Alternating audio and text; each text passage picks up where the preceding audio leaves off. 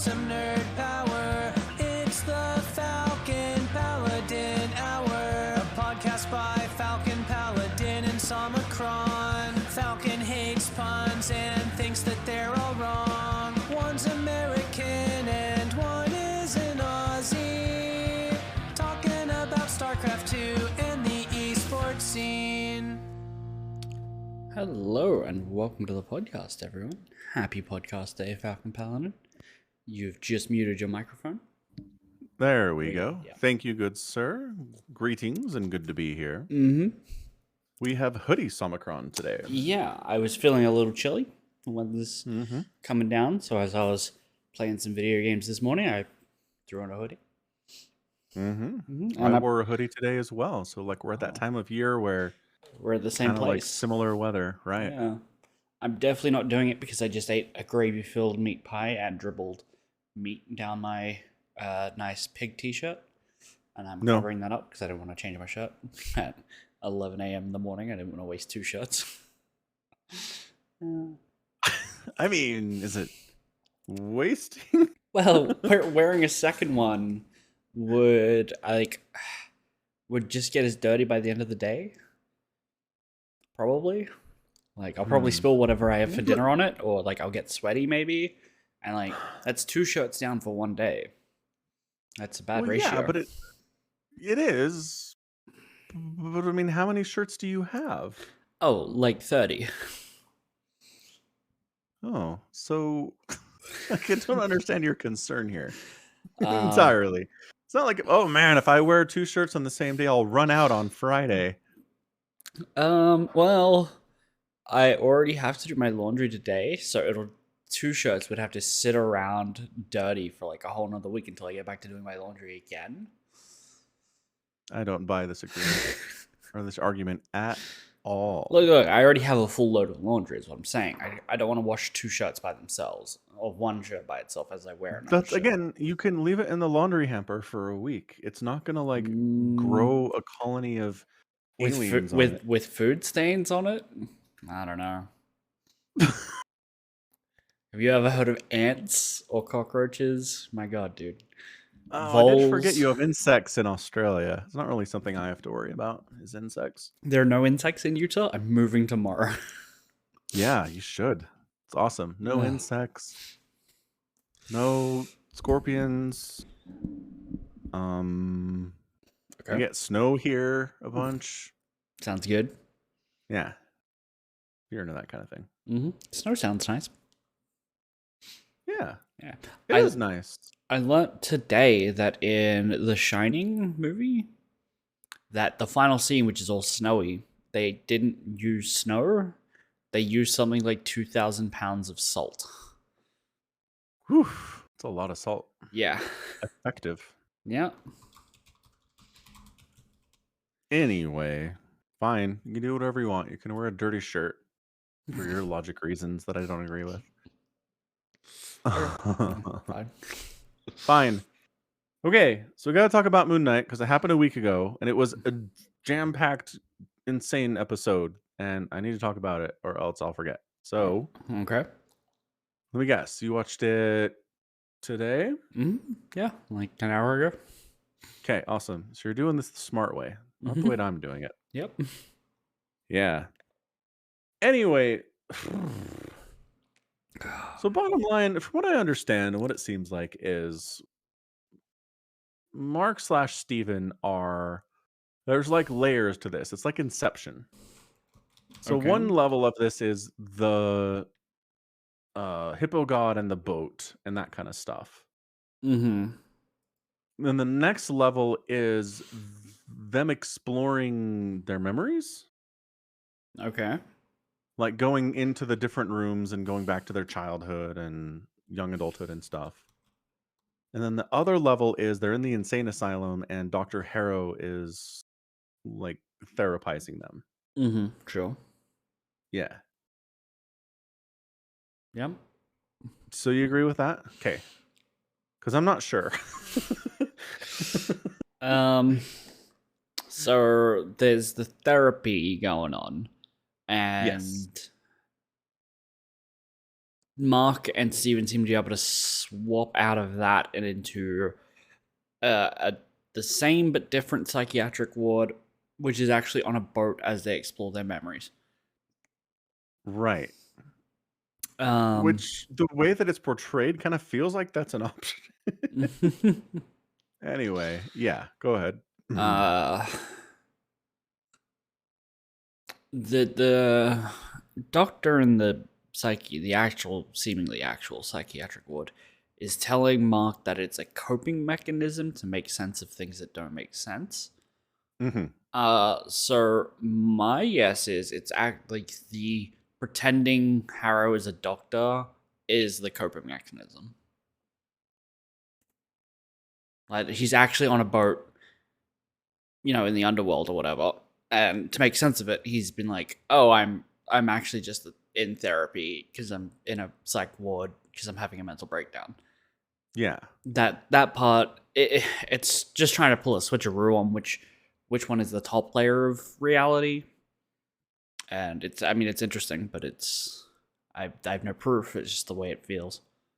Right. And that's the thing. They haven't really given us proof of exactly how it's working. So that's why there's all this confusion. And one of the problems is in reading about Moon Knight comics, which they're not adapting one-to-one, which they haven't done with any of their previous stuff. But so Moon Knight comics are pretty famous for being like, here's an adventure Moon Knight goes on for like pages and pages and pages. And at the end being like, but did it really happen?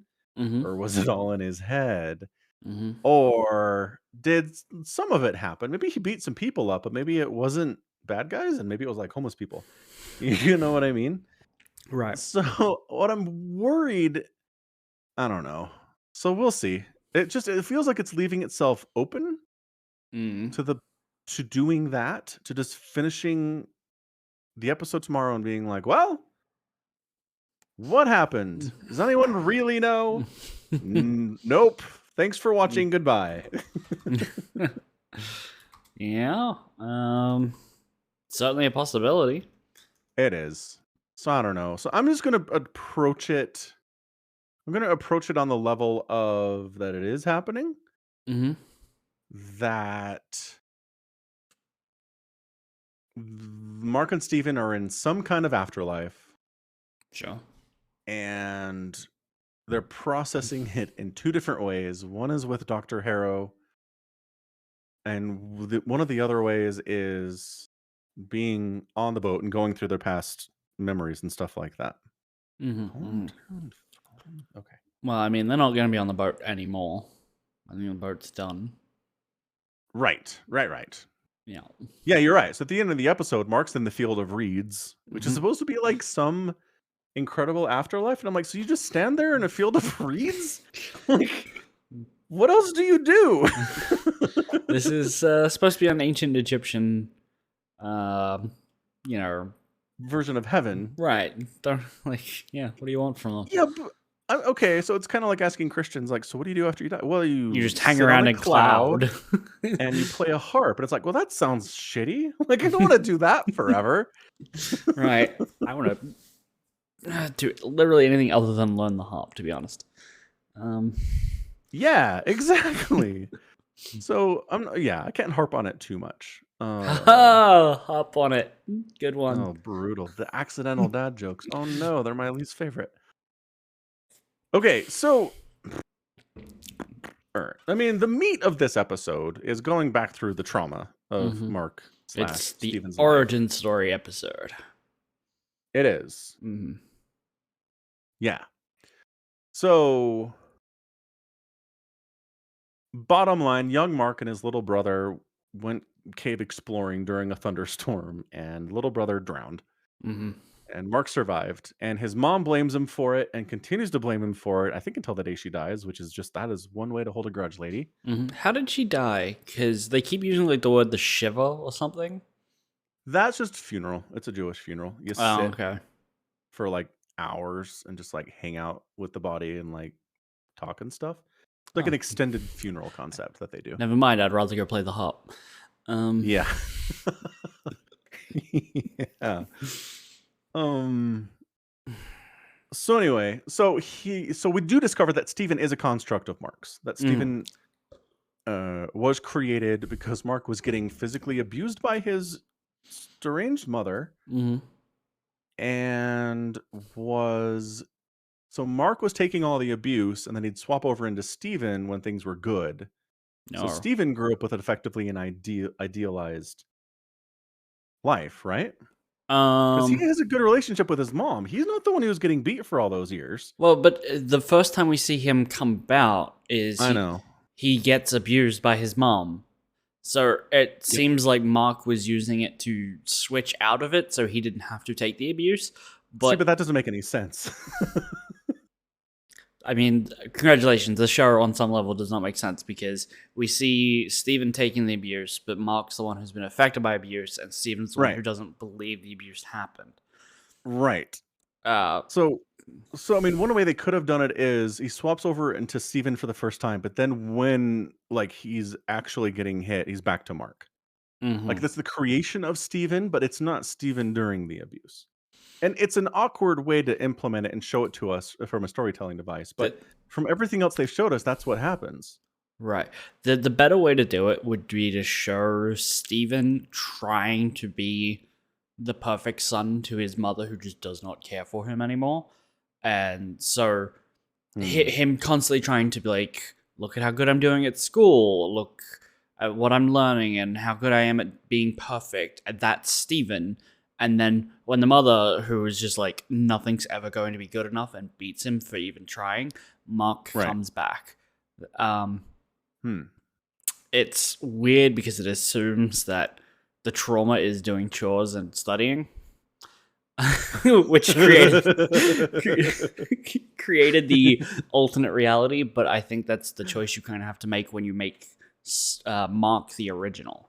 It would have just been way easy to say Steven's the original and Mark became a unhappy child because Steven was being beat and Steven created him. That would be way easier, but it's not what they've done. Right. Yeah. Yeah, it's a little confusing, but anyway, so the way the episode ends up is Mark and Steven are fighting sand creatures? Right. Basically, spirits of the underworld will pull people who don't have a balanced heart into the underworld sea permanently. And they attempt to fight off that with a baseball bat. Right. And it works to a certain extent, but then Steven gets dragged off and he turns into a statue, and then Mark is allowed to continue onto the field of reeds.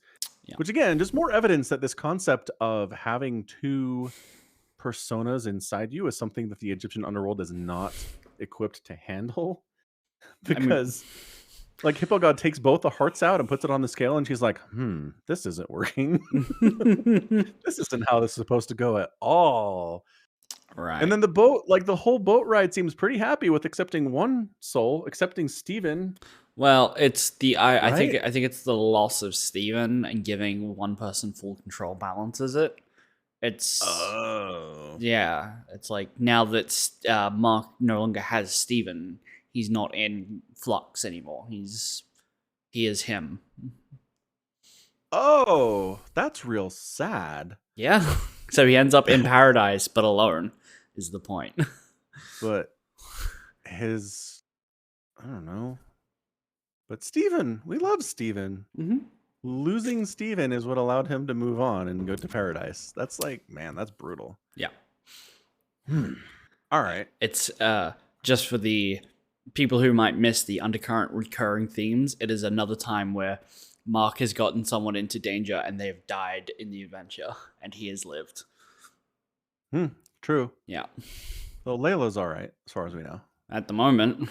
Although, as far as we know. Steven asks Mark, is Layla going to be all right? And he's like, for the moment. It's like, you have no concept of time. You're dead. This could be taking place over the matter of seconds or years. It's centuries. Who knows? Right? Yeah, at the very least, Layla's probably captured by Harrow. Probably. So, yeah, it's not looking good for her. Yeah. Yeah.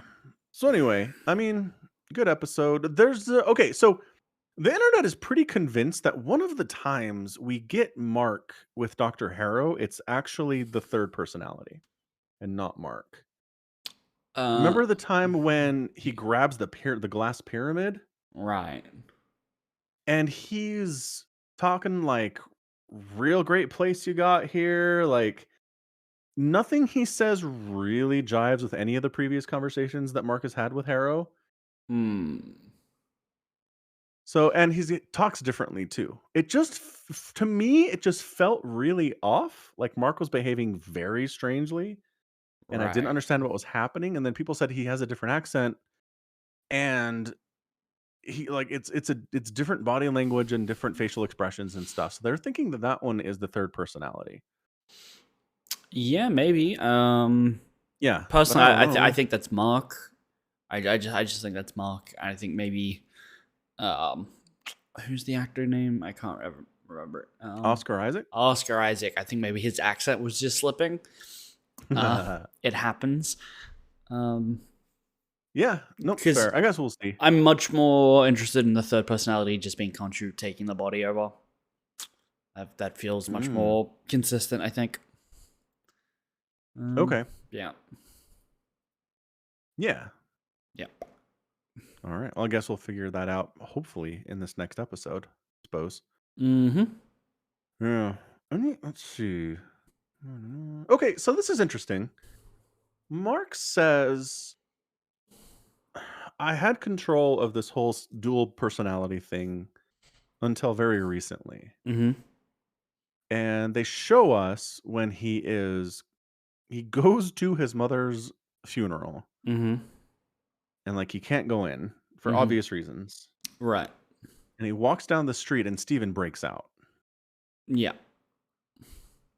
So that I think we're meant to believe that that is the first time he maybe lost control and Mm-hmm. Steven. That is precisely what he says. Yeah. Okay, so Steven starts doing his own thing at that point. Yeah, Sometimes. kind of. Yeah. Because it's Mark says like you got to have a life where you had a you thought you had a good relationship with her Hmm. and all this. Steven's life feels like it's been around for ages, like a really long time, which means like he's living in that apartment, he's got a job. I don't think that that is like I've had that for 2 months kind of a life. He has like I think he's been I letting don't him out know. running around for a while, and now he's just lost control. Hmm. I mean, I'll just say Well, having an apartment and a job is not necessarily something that requires 5 or 10 years to experience, right? no, but he has an awful lot of stuff that he's very familiar with. Like a lot of his stuff in his apartment is aged. And- But I mean, yeah, but I mean, it's old books about like Egyptology and symbology and stuff. Sure. Also, Layla says she hasn't been able to call Mark for like 6 months. 6 We months. established that. So, Yeah. So 6 months at least. right. Yeah. Mm. I mean, how do you get a job at a museum? Do you think? Well, not working in the gift shop, probably not. No, that's pretty entry level, I think. Yeah. I mean, he would have Yeah. had to have some kind of qualifications or certifications to be like, this is me, I'm a real person. I need a bank account in my name so you can pay me, Right. right? I'm just wondering how much of a life Steven has had since childhood. Mm-hmm. Because at that point, he had never noticed the blackouts. Well, he had noticed them because he'd wake up in random ass places. But Yeah. he wouldn't know of Mark's existence. So I don't know. He may have just started losing control in the last few months, but I wonder if he's been like letting him live a life for years. I mean, does someone realize they're a vegan in months? I don't know. No, maybe not. I don't know. Maybe Steven's vegan, even just as a child, Maybe, growing up, right? yeah, I don't know. that is possible. Yeah. God, there's so much. And as usual with these MCU shows, there's one more episode to go, and we're like, boy, there's a lot. There's a lot to do in the final episode. I mean, yeah, uh, Not a ton. It's not impossible. not a That's a ton. lot. It just depends on Like, how okay, close Harrow is in the like real world to actually unleashing Set, or is it Set? Amit? Ahmet, that's it. Yeah, the other Egyptian Yeah. evil god. Right. So, I mean, the list of things that has to happen in this episode, if, I don't know, based on my guesses of how traditional story structure, and especially for the MCU goes, Mm-hmm. like, Mark has to get out of the Field of Reeds. Uh-huh. He's got to rescue Steven. That can't be the last we see of Steven. It could be. I can't. You think so? I think it would be bold, and they're unlikely to do it, but I think it would be good if they did. I agree. It would be bold. Yeah. So anyway, rescue Steven, probably. Mm-hmm. Go find Layla, wherever she is, possibly rescue her. Well, so if the hippo lady did say, if I send you back, you'll just be a soul in a body with 2 bullet wounds in it, right? Like, Yeah. so So a thought. yeah. So just a quick thought. So Osiris is the god of death. The underworld, yeah. Yeah. Death, So underworld, something like that. a theory that I saw was that Osiris might be like, okay, so that whole Amit thing was real. Like, there's all these souls dropping into the underworld hundreds at a time, right? And maybe he shows up and he's like, sorry about that, Mark. I'm gonna res you as a show of goodwill. Right. And we're gonna release Khonshu and go fix this for us. Bye. Right? Mm-hmm. That would save a lot of time if that's how they wanted to do it. Yeah, but It feels a little easy. it's a very easy answer. Yeah. So the hippo lady's a god. Does she not Yeah. have an avatar? 'Cause I don't think was Was she at the meeting? Was she at the meeting? Because if she has a boat that can like see into people's souls, and she doesn't go digging around much herself, but she does seem entirely understanding of the situation very quickly. So as Yeah. it like oh, this is my boat. You're perceiving the boat in a way that makes sense to you, and I understand everything that is my boat. So Yeah. taking them to the gates of Osiris makes sense. Osiris is the Lord of Death and rebirth. So it's thematically fitting that they would go through that, and then Mark would be reborn.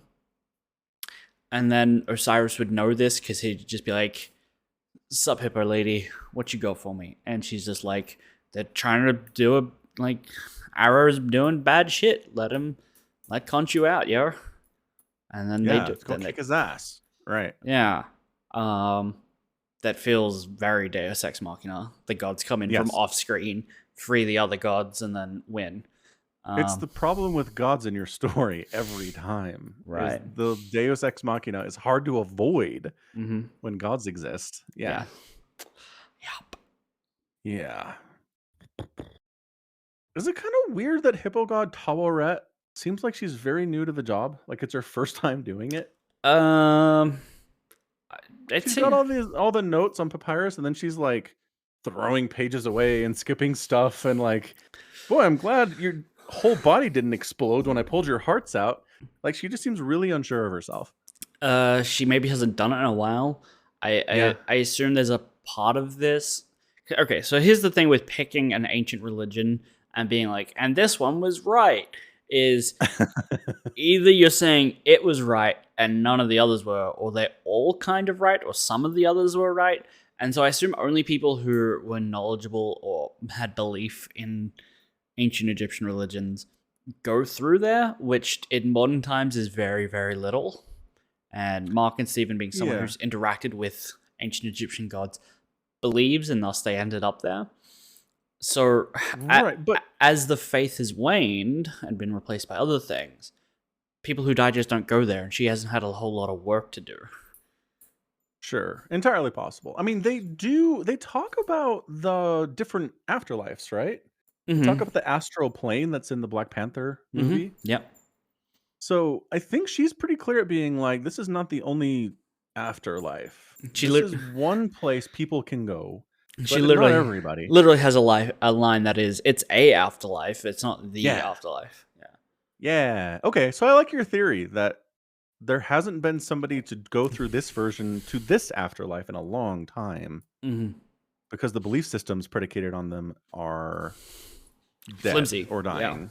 Yeah. Mm-hmm. Not very strong because there's not a lot of stuff believing in them. People believing in them. Right. Right. Yeah. Okay. Cool. Mm-hmm. I like it. Yeah. Yep. I like it a lot. So yeah, I mean, it's just, and then you got to defeat Amit and Harrow and fix all of the people that die. I mean, do you fix the people who died thanks to Amit deciding they were evil, even if they were kids, right? Or do you just say, well, no bringing those guys back, but we stopped Amit and that won't happen again? Okay, so when they're on the boat, they see a bunch of people start falling from the sky, basically straight into Yes. the sand. So that is Ahmet or Harrow even just being like, hey, you're a bad person, you die. And that process skips the boat entirely, and they are just turned to sand in this underworld. I don't think you can bring them back, which I prefer because it means you also can't bring back Steven, which I prefer. Right. But Right. if you can bring back Stakes. Steven, then you should be able to bring back anyone else, I guess. Yeah.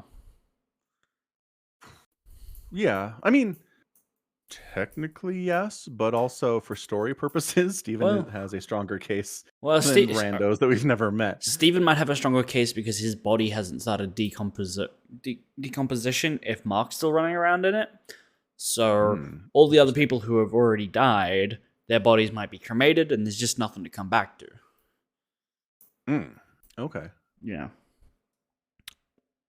Huh. Interesting. Yep. Yeah. That's my guess. Okay. Fair. So yeah, just a lot to do. There's a lot of different angles they can take with it. So I'm kind of excited to see what they decide to do. Mm-hmm. Okay, so place your bets now. You think we get a season 2 of Moon Knight? Or you think this is a one shot? Given the sheer number of things left to do, I feel like there should be a second season. Okay. So like we didn't know there was going to be a season 2 of Loki until the end of the first season. I didn't know there would be a season 2 of Loki until 10 seconds ago. And I've not seen season 1 yet. So, yeah. Yeah, I mean, I think there should be. Just because, like, you could do an entire season that is, or you could do a Moon Knight movie that would just be a heist movie for breaking Khonshu out of prison. I feel like that would be great. Like an Ocean's 11 kind of heist movie. That'd be super fun. I'd watch that. That would be super fun. But if they do it in 45 seconds, barely an inconvenience, and then wrap it up, there's like, depends on how fast they want to wrap things up. Yeah. Like, I'm surprised it's a 6-episode season. I would have thought it would be longer. Guess not. Yeah, me too. I feel like 8 would be pretty good for the story they're trying to tell, but Yeah. But again, I felt the same way about WandaVision to a certain extent. Yeah. Like I felt the same way about Falcon and the Winter Soldier, and they didn't really do a good job wrapping that one up, I don't think. No. So, I don't know. Maybe they'll Wonder Egg priority it, which is they'll give it as a bonus Ooh. episode in 6 months' time. Just be like, here, we're actually going to finish it now. And it will satisfy no one. Well, except for that part. Okay. Except it will actually satisfy people. For you to say we're going to Wonder Egg priority your show is not a good thing. That's not how I interpret that. Well, I just mean it giving a bonus episode like months after the season's finished. I get it. So being like, we're done, but we understand the story's not finished. We'll be back in 6 months. Bye. Yeah. I don't know. Okay. So there was the articles coming out about Oscar being reluctant to work with Disney again because of what happened with Star Wars. Where he felt like he wasn't given a lot to do. I feel like he's got to be super happy about this. He's got so much challenging work to do, and I feel like he's got to be having a fun time with it. Yeah. So I really feel like if they approached him and said, "Let's, do you want to do a season 2? Do you want to be part of the larger MCU and guest star in other movies and stuff?" I'm pretty sure he'd say yes. Yeah, So probably. I think we're getting more of it. I would be surprised Mm-hmm. if this turned out to be a standalone, we never see Oscar again kind of a thing. Mm-hmm. Mm-hmm. I mean, they've said they're not doing anything as big or collaborative as the first 10 years of the MCU anymore. Like, that's not like the whole, we're going to have We're one not. big plot line that all leads to Thanos. Right? Like, we're not doing Oh, anything on that scale anymore. I mean, it was only the most incredibly successful thing Hollywood has ever done, but let's not do that again. Well, Yeah. uh, they're still doing big villains, and there will still be team ups probably. Like Thor's still going to be in Guardians of the Galaxy, and the Guardians Yeah. might be in the Thor movie, Love and Thunder, or whatever. There'll still be team ups and things like that, but it won't be a endgame kind of moment to it. So he might turn up, but I just don't know where he fits in a lot of other people's stories. I mean, maybe someone more his vibe, like the Punisher, turns up. Who knows? Ooh, yeah. Uh, Deadpool. Deadpool, maybe. I just don't see him hanging out with Spider-Man. That's all. Well, yeah. I mean, the future of Spider-Man is incredibly up in the air. I don't expect Spider-Man to show up No, for anything for a while. no, But yeah. no, yeah. Yeah. So I guess we'll see. It's been fun. Mm-hmm. I do sympathize with the people who are like, we don't get nearly enough Moon Knight in this Moon Knight show. There's not a whole lot of the costume. Like 37 total minutes over 5 episodes. I don't really care I about know. those I people. don't either. I don't either. But I hear you. I hear Yeah. you, people, and I'm sorry. But maybe we'll get some more of it for you. Another 45 seconds in Right. episode 6. Go watch Michael Bay's Transformers. There's plenty of transforming robots fighting things. You get what the title says. Go watch that. You want something with a decent story that's maybe looking a little bit deeper than people wearing costumes punching things? Okay. Yeah. It's not a bait and switch when it's Transformers. They give you exactly what you expect. Exactly. Mm-hmm. Yeah. Mm-hmm, mm-hmm, mm-hmm. Did you hear All that right, cool. Avatar 2 has been given a title and supposedly a teaser trailer was shown at some convention or something? Nope. Nope, you didn't hear that? Avatar Way didn't of hear that. Water. Sure. So Not. I thought book 1 was water, guys.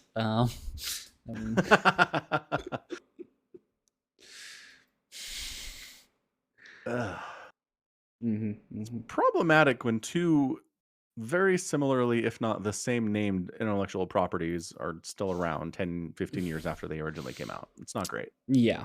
Well, I mean, good Avatar hasn't had anything come out for a while. Yeah. Legend of Korra was 2014. Something like that. Legend of Korra ran.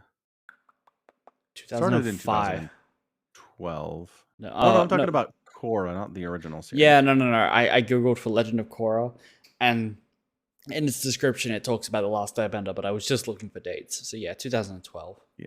So 3 seasons? 2014 is actually when. So it ended in 2014. Yeah, December 19th. It was the final episode. Yeah. Yeah. Dang. So they crammed 2 seasons into 2014. Only 13 episodes, but still. Mm-hmm. I didn't realize they did that. Yep. Anyway, yeah. So it's been almost 10 years. Mm-hmm. Yep. Anyway, I don't know. I don't know if I have any interest in it. Like I've said before, I saw it in theaters and I walked out and I pretty much forgot most of what happened. Like it didn't really stick with me at all over the years. No, it's not a good movie, despite what people say. Not great. It made $1 bajillion. Not great. So yeah. All right. You want to hit us with the Halo of the week? No. Okay. I also watched that today. I will, but I don't want to. It's all the chief being like, I need to tell the other Spartans we were kidnapped as children. And like there's characters who are very important in the last episode who get like 2 scenes now, and this episode was a lot. So much time was dedicated to the UNSC committee wants scapegoats for a Covenant attack where we lost an artifact because they attacked. Yeah, and the Master Chief, he decided to, instead of focus on extracting the artifact, save a Spartan's life and other Marines, and therefore the entire program is a failure, and we need to arrest Halsey and put her under house arrest, and we're gonna give her daughter her lab now, and oh god, it's all so stupid. Like everything is happening both either way too slowly or way too fast. Oh, good. Just the worst of both worlds, then. Yeah, or just things that don't matter. Like it could just be like the Halo games originally were very focused in what you do. You're the Master Chief. You shoot things. There's not a lot of room for office politics within the higher echelons of the UNSC. But the UNSC was like, they're technically in the books was a civilian government, but it was entirely subservient to the military during the Covenant Wars. Like, the UNSC says jump, you jump, right? Like, everything is martial law, probably easier restrictions or whatever on planets that weren't under attack regularly.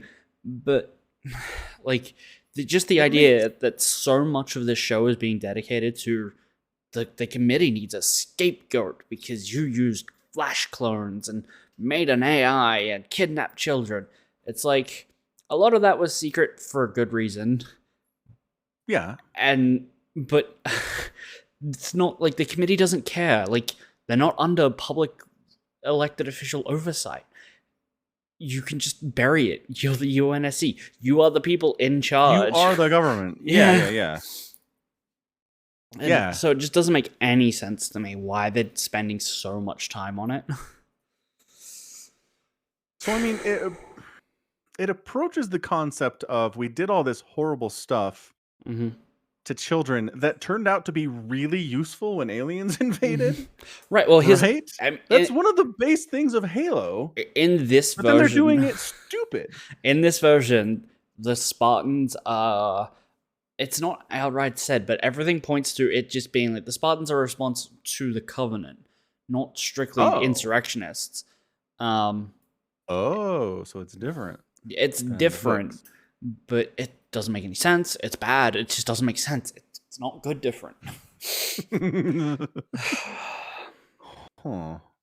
it's really more interesting if you're generally peaceful, you have some rebels out on outer planets, and you basically commit war crimes and like get lucky, ruin the lives of children, right? And then aliens show up, and you're like, I told you we needed these guys. It's never explicitly stated that the Spartans were made for counter insurrectionist actions, but I mean, they just have to be as part of the story. The fact that so we read the Glasslands trilogy, the Kilo 5 trilogy. And that is very much about why did Halsey decide to use clones, even though even kidnapping children wasn't expressly forbidden. That was tacitly approved of. But the cloning one, she buried that in the budget. And so it's a lot of the story is like, oh, here's this father whose daughter mysteriously vanished for a day and then was returned, but different, and then died. And he's held a vendetta for like 30 years. That is the story works. In this, they're just like, yeah, you gave them clone children, and the chief is pretty upset about it, enough to almost kill Halsey, right? Like, something I don't think the chief would ever do in the books, or any of the Spartans, really. They all look up to Halsey way too much because of their indoctrinated programming and respect for the woman. But, in this, it's all about the kidnapping, right? It's like, oh, the chief's like, why did you give them a kid? And Halsey states that it was purposely a genetically unstable clone so that it would develop symptoms that they want and then die the way they want. Like, that was part of the program intentionally, to give them a kid that died rather than something Halsey did on her own. Planned obsolescence. Right. Okay. Yeah. And so the Master Chief is really angry about that for reasons. Like, he doesn't see... Because on some weird messed up level, if a family sees that their child dies and then grieves about it, is way, I don't know, less bad than just being like, my kid got kidnapped and then we never saw them again and the police could never do anything. Rather than... Right. Like, they could get some sense of closure. And so that part is the logical cold part of Halsey that does make sense. Twisted, but makes sense. Mm-hmm. Right. And the chief is just like, you kidnapped me. It's like, yeah, she did, but you guys kind of just move on from that. Like, they were kidnapped when they were like younger than 6, but I don't think they don't know that, the rest of the Spartans. Like, they've always been, since they were 6, like as long as I can remember, always been in UNSC boot camps and training, and then the Spartan program, like actual physical augmentations. They would have to realize at some point the age of enlistment is not 6. Like, right. These people aren't stupid. They'd have to know that at the very least they were all orphans, maybe, and then given to the military for reasons. Like, they can't be so naive as to think that their entire existence is fine, right? Right. I've always just kind of assumed that the Spartans, on some level, know that them being who they are is not a normal thing, or something's gone on, and they're just they kind of like, okay, but we're Spartans now. Like, this is what we do. Right. They're not kept from normal society. They know that other kids weren't raised the same way that they were. They understand that they're weird. Right. But like, it's all they know. Mm-hmm. They were raised and developed and trained to be murder machines, and they are, and that's what they do, and they're good at it. The end. Mm-hmm. Yeah. Yeah. They seem very focused on getting answers for why they were taken, and they feel robbed of their lives that could have been. Yeah, sure. And there's a side story with one of the Spartans who's like trying to discover herself and like dyeing her hair. She was injured in the last episode, so she spends a lot of time in like a Medicaid or a medical facility. She gets better and then goes to the armory where the other 2 Spartans, not Chief, planning for an assault or something. Like, they're getting ready to deploy or something, and they're going over the specs of the Spartan laser. I think that's just a cool Easter egg. I don't think they'll give us a Spartan laser in use. Ah, okay. Yeah, it's just they come in and they're talking about what kind of discharge rate it has, and it's like 20%. So like, only 5 shots, huh? It's like, okay, thank you for going over the ammo capacity of the power weapons in Halo. And they have the 2 Spartans who are totally fine with being indoctrinated and still have their pellets and don't know they were kidnapped yet. Having a very terse back and forth about their weapon loadouts and their grenades and how they function and like mission prep.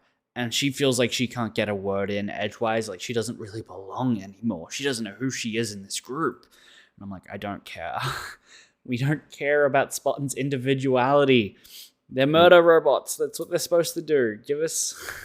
Yep. Like, they have their own personalities to an extent. Oh, yeah, sure, absolutely. Kelly is fast. Linda's a great sniper, right? Yeah. But it's not like one of them picked up knitting over the weekend and now they knit. No, these people are John Wick levels of focused and what they care about. John Wick didn't get a dog until after he was out. So Exactly. Didn't have time for a dog when he was the Baba Yaga. Mm-hmm. Exactly. Right. And by far the worst part of the episode is the final part where the Master Chief, who has been having panic attacks all episode as he talks to people. Because he took out his emotion pack? Potentially. It's because he interacted with an even bigger Forerunner object, and that's been a shock to his system. And so he's having panic attacks or just heart attacks, and then he goes and touches the smaller one again for reasons, because the human, who's definitely not there to betray them, sent by the Covenant,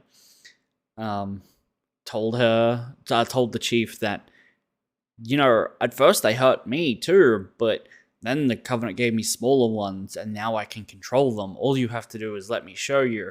And so he leaves her, goes and picks up the other one, and it nearly kills him, but at the same time it also nearly kills her. They go into like a seizure together, despite being in separate rooms. Cooperative seizure, neat. Yeah, and then they're both standing on a halo, and like, wow, isn't the sky so beautiful? And the Master Chief is like cupping her face like, we're the same. And it's like, oh, they're gonna fall in love or some shit. And then the episode ends. Like, oh no. Instead of the Forerunner artifact showing them something useful like a star map, which I suppose star maps aren't actually that useful. You'd have to roll back the sky or some shit to work that stuff out. But no, it instead sends people's consciousness to a halo. Be like, okay, now you know where it is, right? It's like, no, I've been there. I don't know where it is. You stupid Forerunners. Like, what is the purpose of sending two people to a halo? Like, not physically, just they're like a hologram projection of them there. Don't know. No answers for you. You've been on Earth. If I was to put you somewhere else in the galaxy, do you think you could find your way back? Yes. You do? Okay. Let's give that a try. Absolutely. By star navigation. That's a thing, right? Uh-huh. Yeah. Mm-hmm. Except the stars will look different wherever you are to where you are now. It only works on Earth. Dang it, you're right. It only works over small local distances. Yeah. Intergalactic volumes. Oh, so it's just painful. It's more pain and misery. Well, I'm glad you're doing it? Question mark? It might get good. You don't know. Oh, that's true. It could be one of those shows where it's like you got to get through season 1 and then season 2 is amazing. It could be. I actually think season 2 will be the Master Chief crash lands on Halo, and it's basically the plot of Halo 1. I would watch that. That is my assumption at the moment, because all points are leading to they're gonna find a Halo, and then they're gonna get there, and it's just gonna be Halo 1. Chief won't have his squad. It'll just be him, Cortana, and Captain Keyes, and he'll get brutally killed, and people will be fine with it because it'll be like some sort of revenge for him kidnapping children. I don't know. But yeah, I don't know. That'll be a better watch show. The heck out of that. How's the Cortana? She in is the show. Okay, so she's not blue, which is a problem. Yeah. What? Did you not know this? Not even a hard thing. No, she's a hologram that can appear anywhere because she's in John's skull. Right. Right. I remember you telling me that. I didn't remember you saying that she's not blue. Yeah, she's not blue. The chief is like, I'm gonna cut you out of my head, and she's like, well, that might kill you, dude. And then he gets into an elevator, and she's like, well, what do I do then? He's like, whatever you want. There's plenty of problems in the galaxy. Go solve some. Which doesn't make any sense because she's where he is all the time. I don't understand how they're like, we can split these characters up by having them have an argument. Like, it doesn't make sense. She's not problematic.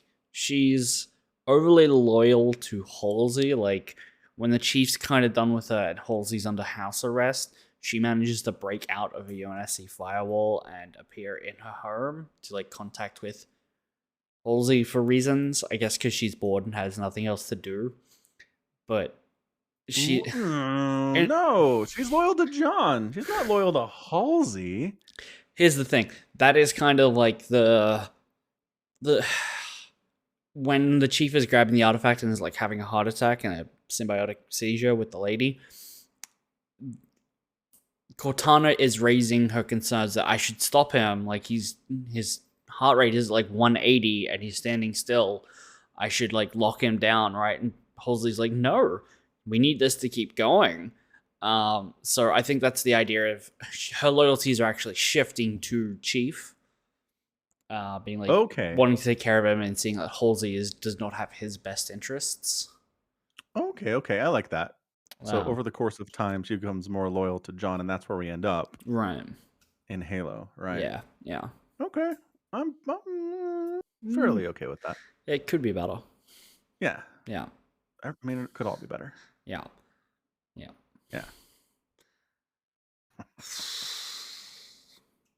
I mean, she's awfully slow for an AI at times, too. Master Chief threatens to kill Halsey for kidnapping him and giving him some information that she wants. He locks her in her lab and then sets off like a contamination alarm, which floods the room with radiation and kills her. He's like, that's the plan. Like, he straight up goes to murder her and nobody bats an eye. Yeah. And that's a pretty involved way to do it. Like, just punch her in the head, dude. No, he does this specifically because he starts talking to Cortana about some guy that they made up.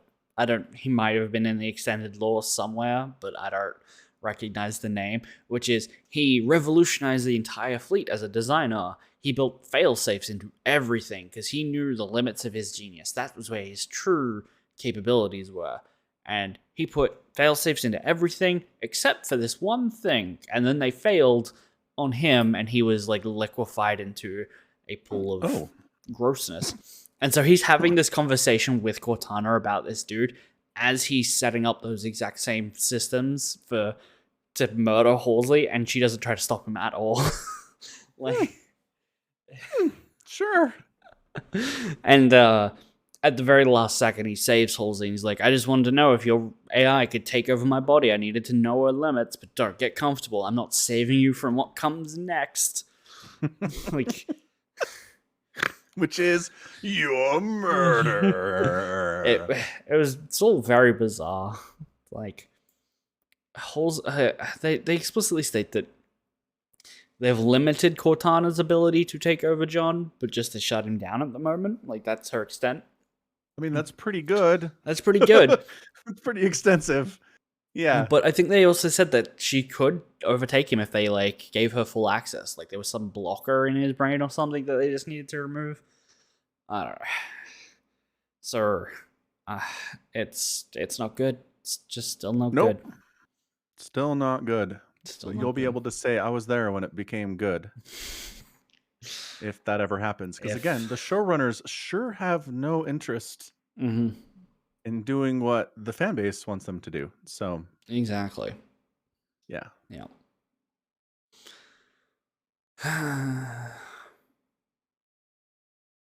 That's enough. Well, all right.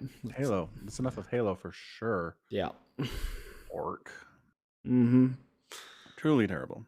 Awful. Just awful. Yeah.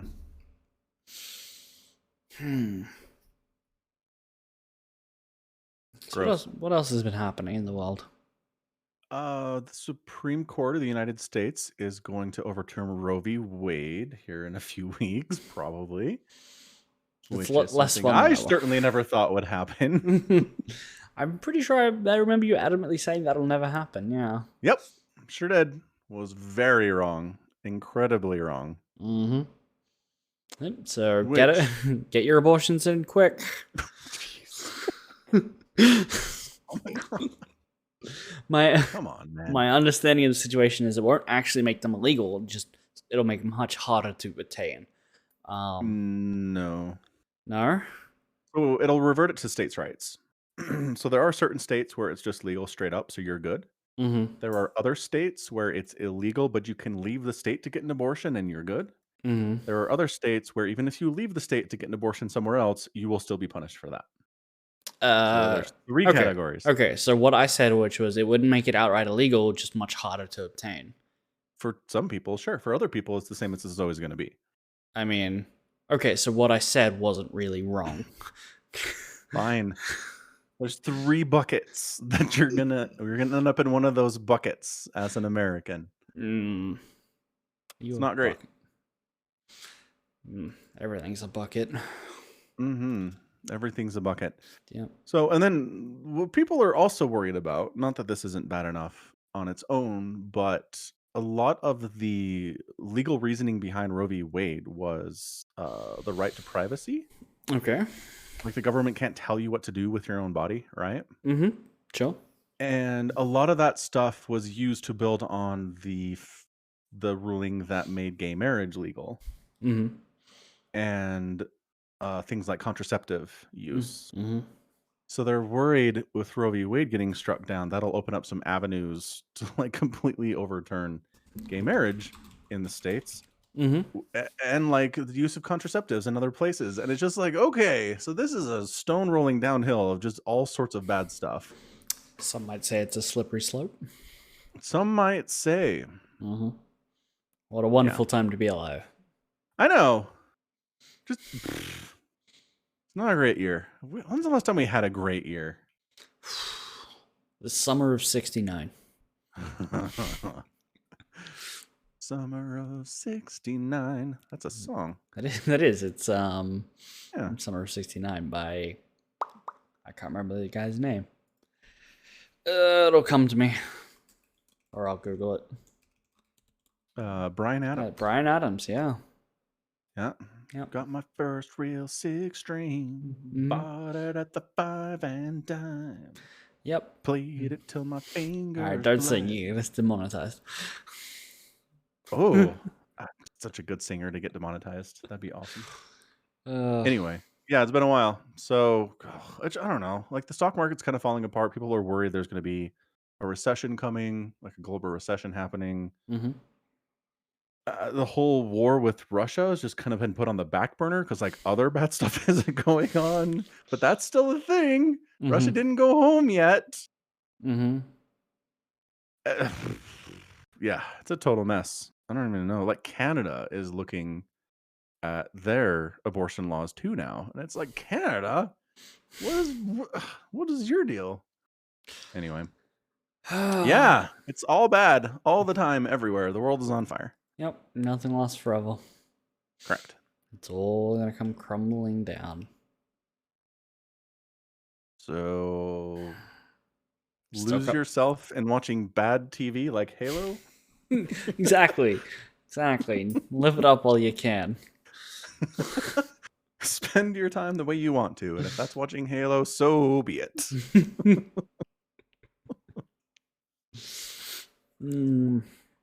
Okay. We gotta finish on a better note.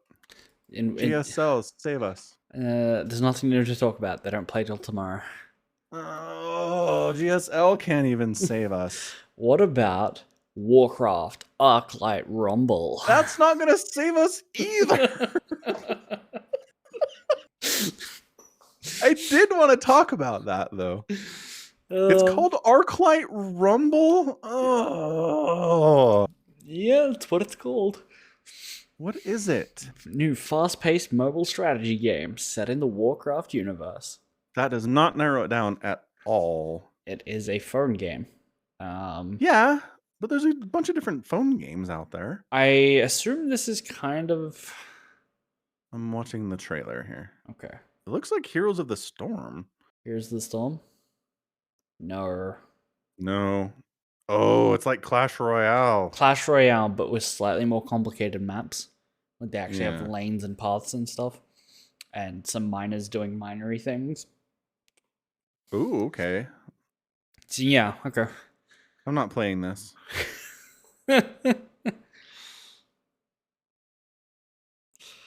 Fair enough. Don't play it. Everybody figured that Activision Blizzard would just be like, we're not going to do anything really until Microsoft buys us.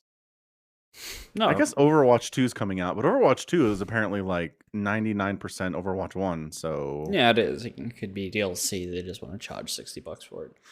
yeah. And make people unlock all their favorite skins again. Oh gosh. Probably. Brutal. I'm gonna assume that stuff doesn't carry over. They want to just sell you new skins. The interesting thing about this is in Clash Royale, I think it's cards. Like you play cards, and that summons the minions on the card. So you have like a card for 5 knights. It summons 5 knights. And this, they're little minis, like Warhammer minis, that you play on the table, and then they come to life. Why don't they just sell those minis? People would love a tabletop game. The top comment on this video is the only thing the trailer really wants me to have are the actual minifigures. Yeah, I looked at these and I'm like, damn, I want those. Like, I don't even like Warcraft. Ugh. It's got 1.9 upvotes on 137,000 views. Okay. And then since the dislike numbers are disabled, I'm assuming the number is a lot higher for dislikes right now. Dislikes are disabled on everything, so yeah. Yeah, So no, I way to know. Right, because on YouTube. Yeah. There is an add-on on Firefox that actually shows it for you because it's not really? that hidden, apparently. Yeah. Okay. Maybe I'll find But I it. don't care enough to install that, so I'm assuming it's a lot. I'm assuming it's 8 million downvotes. Yeah. I'm gonna downvote it right now. Yeah. Oh yeah, sorry. Here's a link. Aki.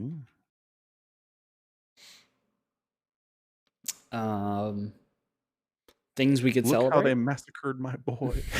These comments are good. It is currently May the 4th. Yeah. So May the 4th be with you. You too. Is there any Star Wars? Like, Obi-Wan's not coming for another 3 weeks. So. No. It's true. Why don't we just reminisce back to our most recently watched Star Wars movie? That'll be a good listening experience. Nope, it's all awful. Oh, everything's bad. Ozark's final half of the final season is back. Okay. It's up now, so I don't know. That might be good. Okay, hold on. People on Twitter are like celebrating that it's Tifa's birthday from Final Fantasy VII. So I'm like, that's positive. Okay. Let's celebrate Tifa's birthday. But when I Google to check when is Tifa's birthday, I get March 3rd. Twitter lying to us again. But then when I get into the wiki, it says it's May 3rd. So Google is lying to me, but Twitter might be right. Seriously. Yeah. I mean, I gotta be honest. I've never once cared about the birthday of a fictional character. So, no. Well, now's the time to start. Yeah, we'll start with Tifa.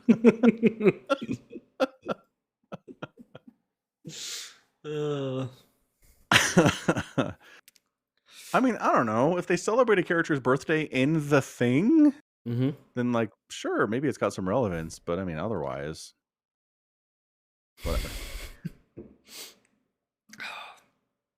When's Final Fantasy Remake Part 2 coming out? Nobody knows. Man, nothing is good. You know when it should have come out? Already is the answer.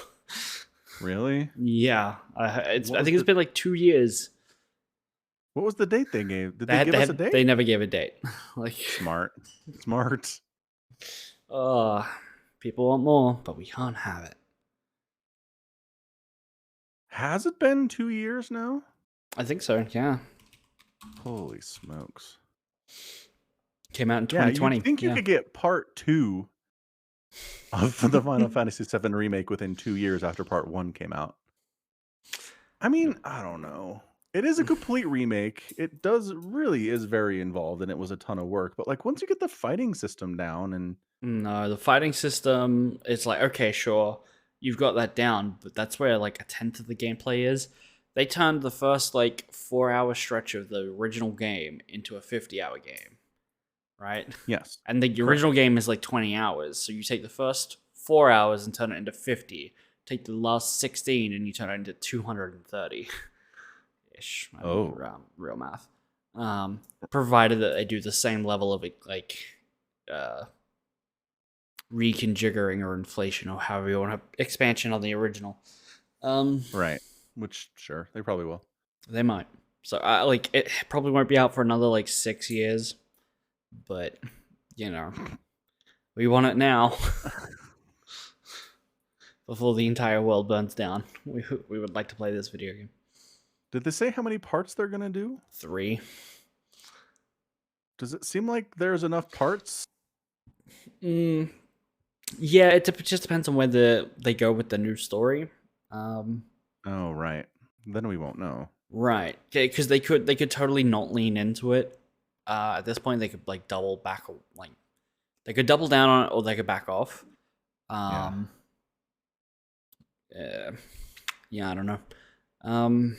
Because the first getting out of Midgar is a good place to do a proof of concept on this, which is like, hey, look, we could remake this and do something really crazy, like not a graphical update, but a remake. And you know, proof of concept, it works. The people love it. Generally speaking, it sold very well as well, so they should do more. Yeah. And there are other parts where you could go, okay, this is where we stop for part 2. What would you say is a big cliffhanger place to get people excited for the next for part 3 of Final Fantasy? Where do you think they'll end that? Ooh.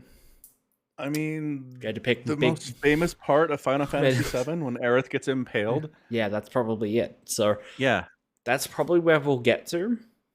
End of disc 1, and then disc 2 and 3 will be part 3. That would be my guess. Okay, fair. Yep.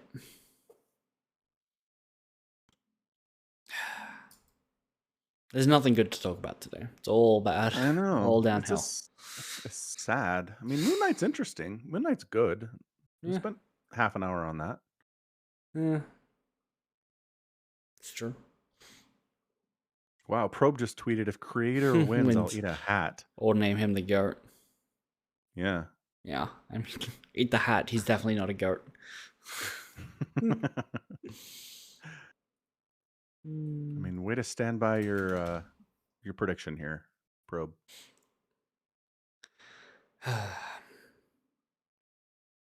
Good work. Yep. All right, cool. Well, time to wrap it up.